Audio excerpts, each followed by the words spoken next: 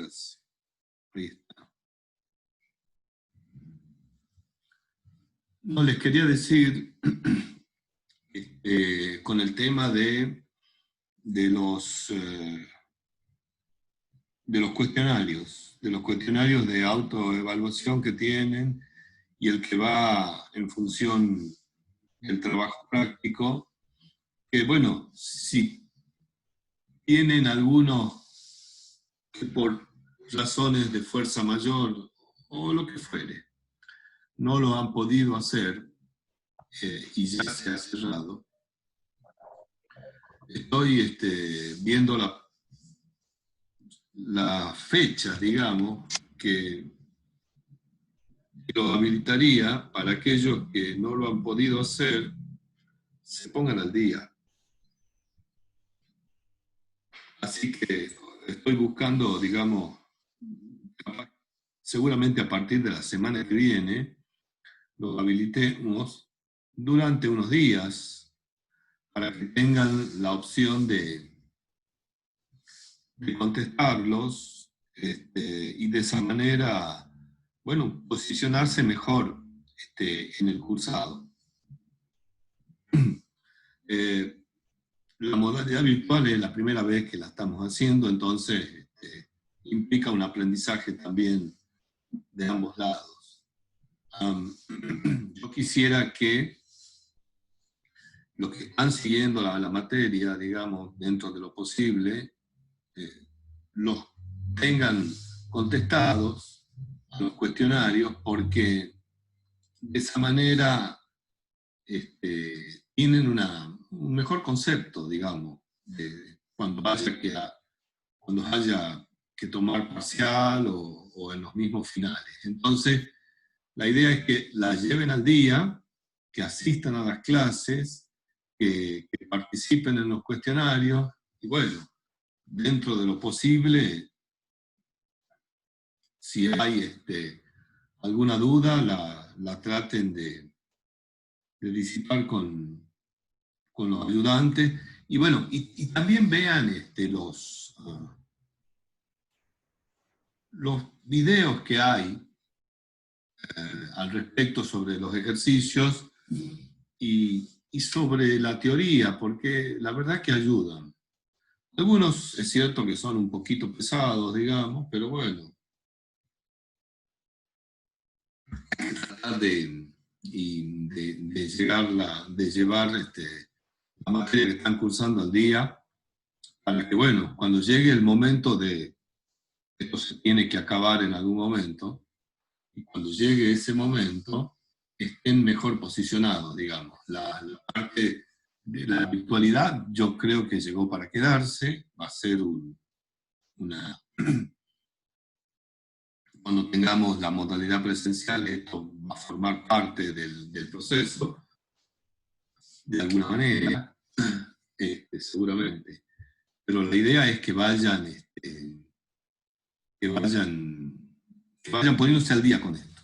Entonces, para aquellos que por ahí me han consultado cómo pueden hacer, porque no han resuelto tal o cual cuestionario y se ha cerrado, quédense tranquilos, que ya lo vamos a, se los voy a publicitar con tiempo, seguramente la semana que viene los habilitaré para que los puedan cursar, para que los puedan realizar. Y yo creo que lo importante es que lo resuelvan, más allá del resultado, y que si les surge alguna duda, porque para eso están los problemas, y bueno, lo vayan disipando con sus respectivos ayudantes, o eventualmente me pueden consultar a mí también, no hay problema, a través de un mensaje, del correo electrónico o del mismo foro, digamos, que uno por lo general no lo usa mucho, pero bueno, si hay alguna duda que yo pueda ayudar dentro de lo posible en cuanto a la resolución de los ejercicios, no tengo problema, digamos. Bueno, no sé si tienen alguna preguntita.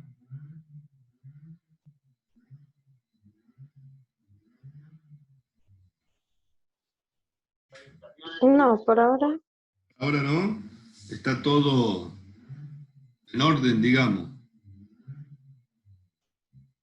Bueno, entonces, em, el tema que arrancamos ahora es la unidad 3. Ya vimos toda la parte de electrostática y también nos pusimos a tono con la parte de la unidad 2, que era capacitores y dieléctricos. Y ahora vamos a entrar en un tema un poquito más, que involucra un poquito más de magnitudes, que es la electrodinámica y la corriente eléctrica. Entonces, vamos a comenzar ahora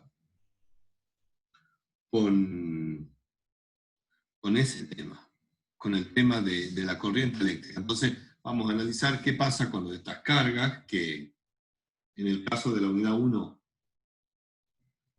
permanecían en reposo, digamos,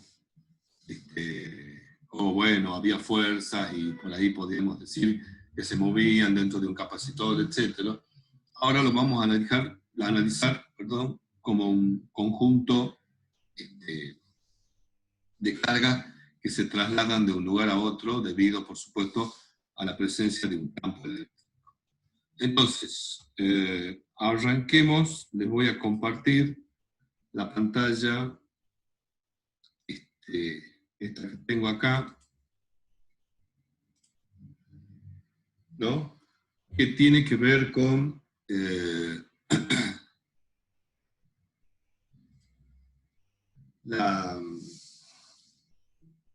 lo que vamos a ver ahora. Vamos a ver una parte, digamos, ¿no?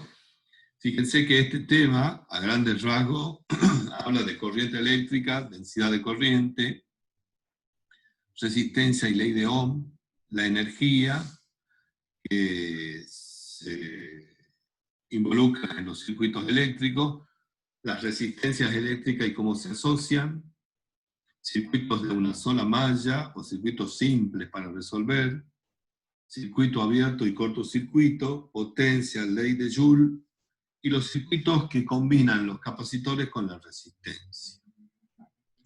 Más adelante vamos a trabajar con circuitos un poquito más complejos. Pero por ahora, arrancamos con esto. Entonces,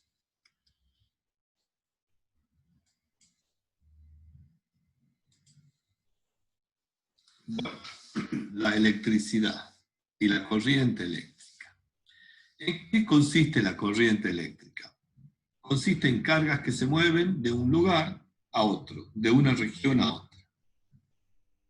Estas cargas eléctricas nosotros generalmente las asociamos con electrones, ya que los conductores son los electrones, los que tienen la capacidad la libertad de moverse dentro de la red del conductor. Si este desplazamiento de electrones o de conductores cargas en movimiento tiene lugar en una trayectoria de conducción que forma un lazo cerrado, un lazo, la trayectoria siempre va a recibir el nombre de circuito eléctrico. La idea de circuito uno la tiene cuando habla, por ejemplo, de un circuito de auto o de un circuito para carrera. En el caso, la llegada y el inicio son lo mismo, digamos. Por eso es una malla, es una cosa cerrada.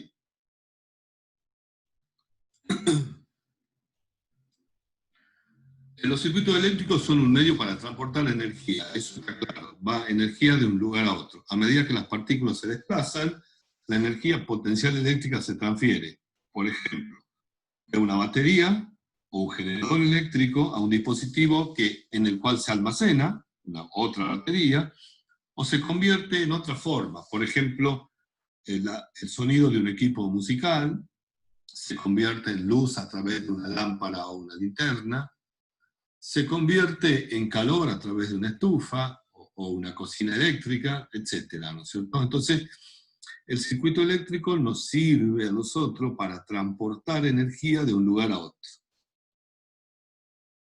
Y nuestra sociedad, ustedes bien lo saben, lo tienen en ejemplos cotidianos, sin energía eléctrica la vida sería un martirio, directamente, ¿no?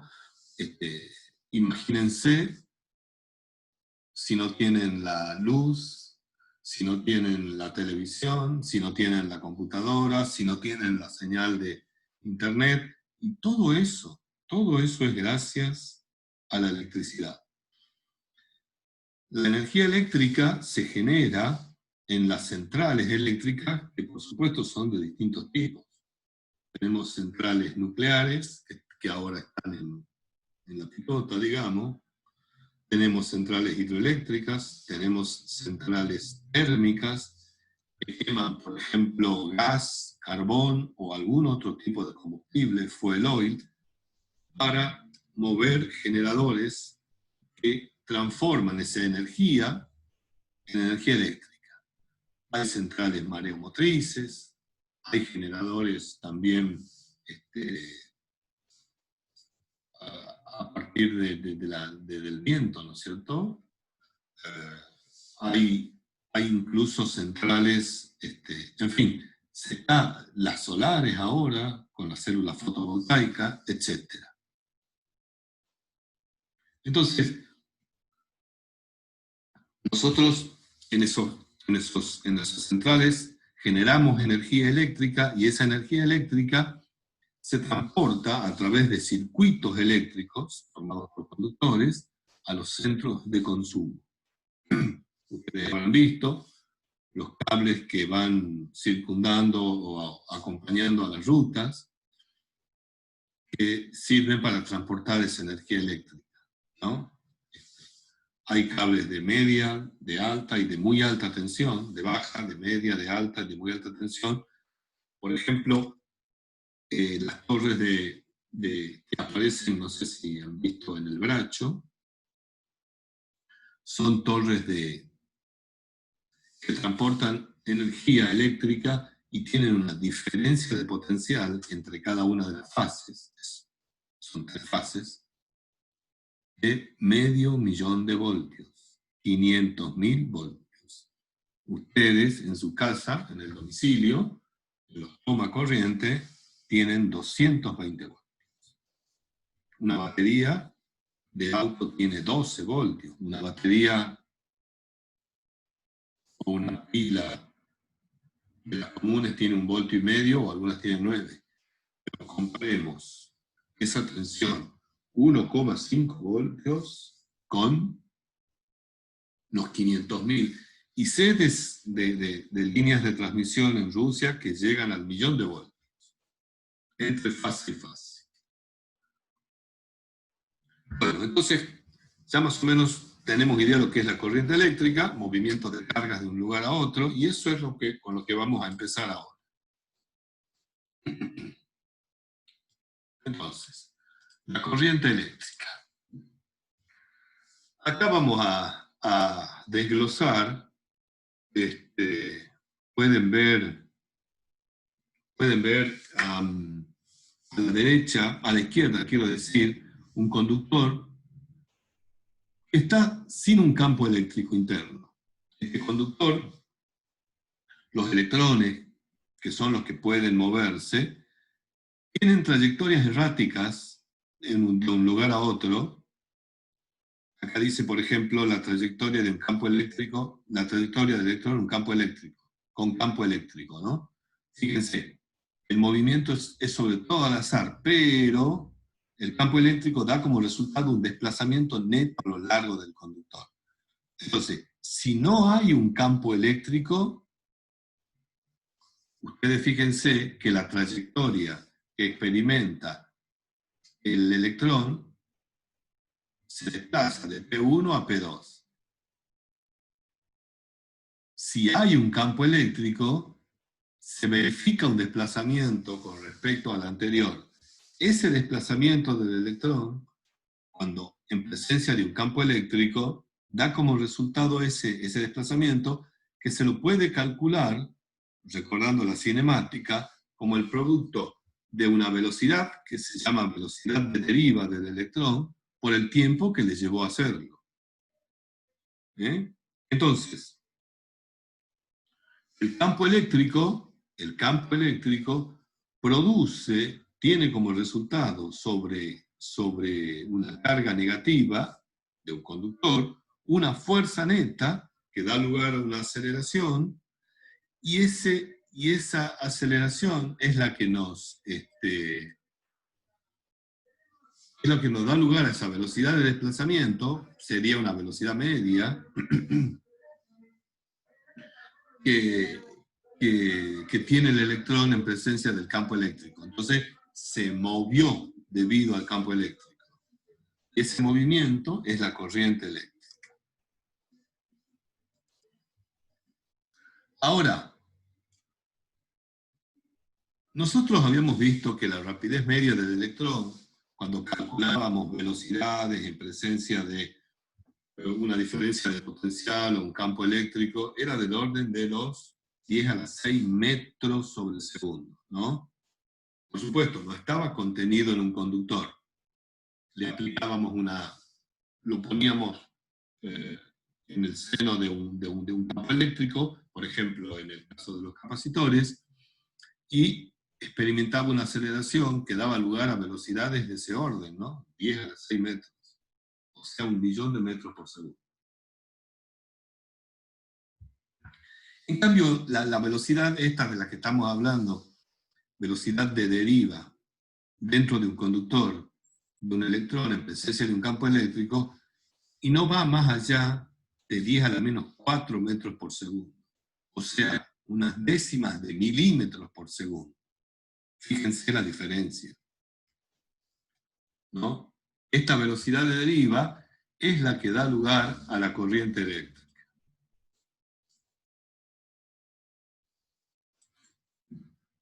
Bueno, nosotros vamos a considerar el sentido de la corriente eléctrica, la dirección del flujo de corriente,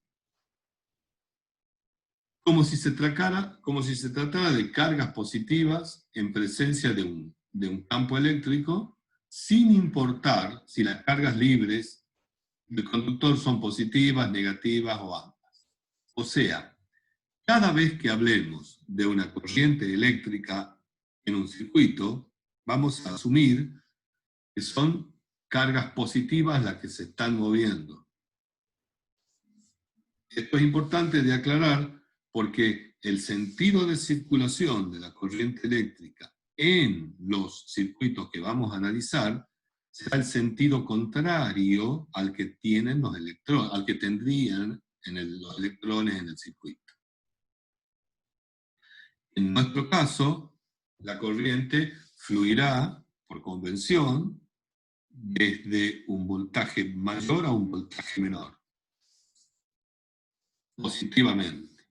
Ese será el sentido convencional para el sentido positivo de circulación de la corriente. En un conductor metálico, las cargas en movimiento en realidad son electrones, pero la corriente aún apuntará en la dirección que fluirían las cargas positivas. Entonces,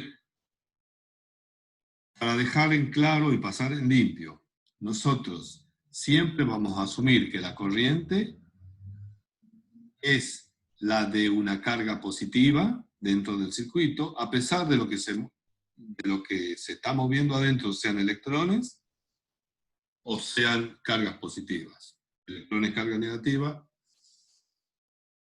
iones, por ejemplo, cargas positivas.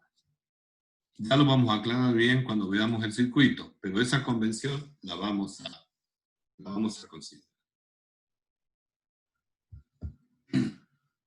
Fíjense ahora, acá tenemos un pequeño circuito formado por una pila, marcada claramente los polos positivos y negativos, un consumidor, que en este caso está representado por una lamparita, parece de filamento, y acá muestra ampliada un sector del conductor eléctrico. En ese sector del conductor eléctrico ampliado, nosotros los imaginamos como si fuera un cilíndrico, hay un área transversal A, y está formando esa área transversal A del conductor con esta distancia B por D, que representa el desplazamiento, un cierto volumen. ¿Y cómo definimos la corriente? ¿Cómo definimos la corriente? La corriente la vamos a definir como la variación de la carga en función del tiempo. O sea, concretamente, qué cantidad de carga por unidad de tiempo transporta o se mueve por ese conductor. ¿Cuántos coulombios por segundo si nos referimos a las unidades del sistema internacional? Entonces, la definición de corriente es la variación de la carga en función del tiempo por una determinada sección de un conductor. Está escrita de la forma diferencial. También la podría escribir como delta de Q sobre delta de T. Hay que tener cuidado, ¿no? La corriente, a pesar de que uno dice que tiene dirección, mejor dicho, un sentido de circulación, es un escalar. La corriente no es un vector. La corriente es un escalar, es la cantidad de carga por unidad de tiempo. Recuerden que la carga Q era un escalar, y si yo divido un escalar en otro escalar, lo que obtengo es un escalar. Uno podría estar tentado a asumir que la corriente es un vector, ya que le estoy asignando un cierto sentido de circulación. Sin embargo, tengan en cuenta que es solamente un escalar. ¿Cuáles son las unidades de la corriente? ¿No? Bueno, la corriente se mide en amperes, en honor a ese científico que estudió mucho sobre electricidad, y el ampere se define como un coulombio por segundo. Cuando ustedes, por ejemplo, encienden una linterna común, dice la corriente por ella es aproximadamente de 0,5 a 1 ampere. Bueno, eso es en las linternas viejas, ¿no? Las que funcionaban con filamentos de tungsteno, las lamparitas. Ahora todas las linternas son LED y el consumo es significativamente menor. Fíjense, podemos hablar de corrientes de miliamperes. Y en el caso, por ejemplo, de un motor de arranque, la corriente tiene valores de alrededor de 200 amperes. Los valores que hay en los circuitos de radio y televisión se expresan generalmente en miliamperes o microamperes, y en las computadoras a verse en el orden de los nanoamperes o picoamperes, ¿no? O sea, hay un muy amplio margen para el valor que toman las corrientes eléctricas en los circuitos, dependiendo de lo que se trate. 200 amperes es una corriente muy grande, por eso es que el conductor que tiene que transportar esa corriente debe ser lo suficientemente grueso, una sección transversal grande, para poder manejar esa cantidad de corriente sin recalentarse o quemarse.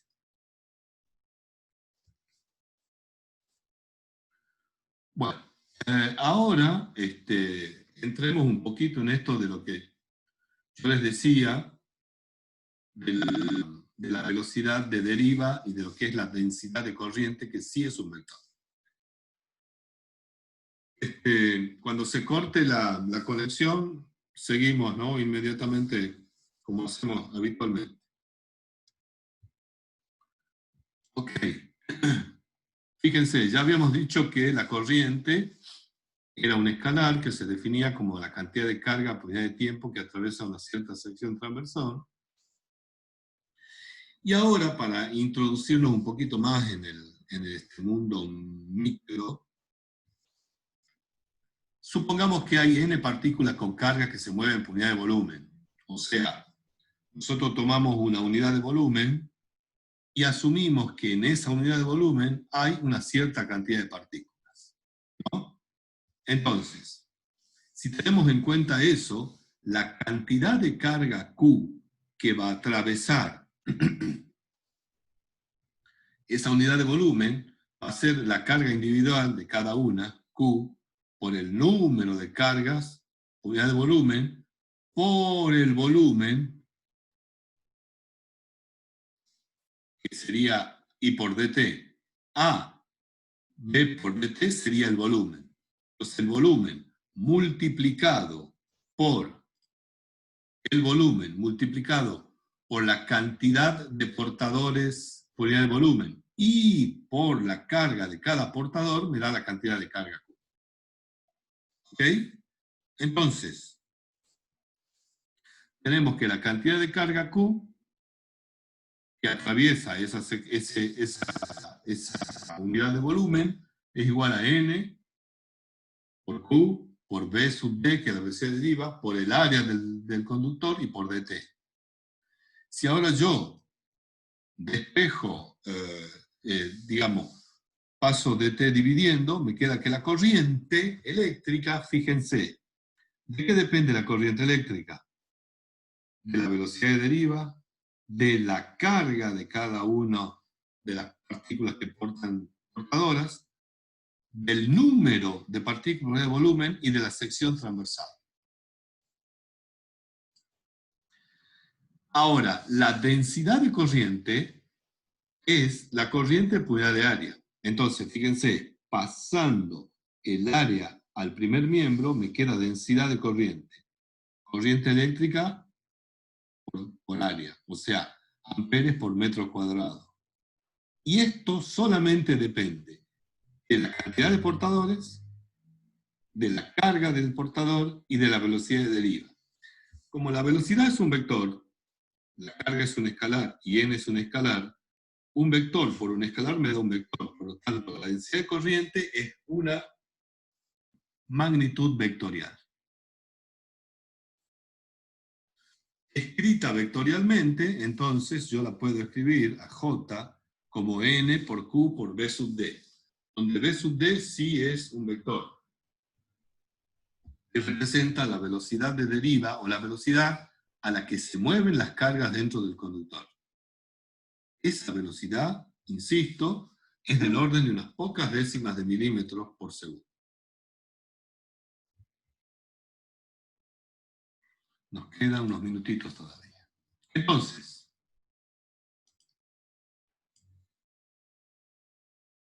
acá hay un ejemplito para tratar de afianzar lo que vimos recién. Dice, un alambre de cobre del número 18, el calibre que por lo general se utiliza en los cables para lámpara, tiene un diámetro nominal de 1 milímetro. Debe ser una lámpara de poco. Dice, y conduce una corriente constante de 1,67 amperes para alimentar una bombilla de 200 vatios. La densidad de electrones libres para este material, que es el cobre, es de 8,5 por 10 a la 28 electrones por metro cúbico. Determine la magnitud de la densidad de corriente y la velocidad de deriva. Bueno, paremos un poquito la pelota y volvamos al enunciado. Estamos, digamos, hablando del diámetro nominal, o sea, estamos suponiendo que el alambre es cilíndrico, digamos. Esta es la corriente que conduce, es la cantidad de carga por unidad de tiempo, 1,67 coulombios por segundo. Esta es la potencia que consume que consume la lámpara. La potencia, que se medía en watts, ustedes ya la vieron en primer año, era la cantidad de energía por unidad de tiempo que puede suministrar un motor o cualquier dispositivo capaz de generar energía. Y la densidad de electrones libres era lo que nosotros decíamos el número de portadores por metro cúbico, el N de recién. Fíjense, el cobre tiene 8,5 por 10 a la 28. 8,5 o 8 y 28 ceros por detrás. Es realmente una cantidad impresionante, digamos, inimaginable. Estamos hablando, por supuesto, de los electrones, que son partículas muy pequeñitas, ¿no es cierto? Entonces, ¿cómo sacamos el área? Y bueno, para sacar el área de este conductor, asumiendo que es cilíndrico, circular, pi por diámetro al cuadrado sobre 4, nos da este valor, 8,17 por 10 a la menos 7 metros cúbicos, metros cuadrados. Fíjense que estamos usando notación científica, ¿no? Porque vamos a trabajar con valores muy pequeños o con valores muy grandes. Muy pequeños, como el caso del área acá, o muy grandes, como el caso de los portadores, ¿no? Entonces la notación científica se hace realmente necesaria. ¿Cómo calculamos la densidad de corriente? La magnitud, en este caso, dividiendo la corriente en el área, ¿no es cierto? La corriente, que era 1,67 amperes, el área que la acabamos de calcular, y nos da una densidad de corriente de 2,04 por 10 a la 6 amperes por metro cuadrado. Entonces, por cada metro cuadrado del conductor estarían pasando 2 más o menos por 10 a la 6 amperes. Esa es la idea de la densidad de corriente. Y la velocidad de deriva, la que tenemos que calcular ahora, fíjense, la podemos escribir en función de la densidad de corriente. J por N sobre Q. Valor absoluto, porque la carga puede ser negativa o positiva. O sea que la densidad de corriente y la velocidad de deriva tendrán la misma dirección y sentido. Acá tenemos la densidad de corriente, la cantidad de portadores, la carga del electrón en valor absoluto, hacemos los cálculos y llegamos a la conclusión de que para el cobre, en estas circunstancias, la velocidad de deriva apenas alcanza a 0,15 milímetros por segundo. O sea que se tomaría 10 segundos para recorrer 1,5 milímetros. Fíjense los valores tan pequeños de la corriente, de la velocidad de deriva, ¿no? Simplemente para tener algunos numeritos, digamos. Como para tener idea de lo que estamos analizando. Bien, entonces hasta ahí lo que es la densidad de corriente, la velocidad de deriva, y ahora nos vamos a adentrar en un tema un poquito más interno de los conductores que tienen que ver con su resistencia al paso de la corriente eléctrica, con la oposición que presenta el conductor a que esos electrones dentro de él se muevan libremente. Hay que imaginarse que es que los electrones, si ustedes lo asimilan con personas, estarían dentro de un bosque que es muy tupido y que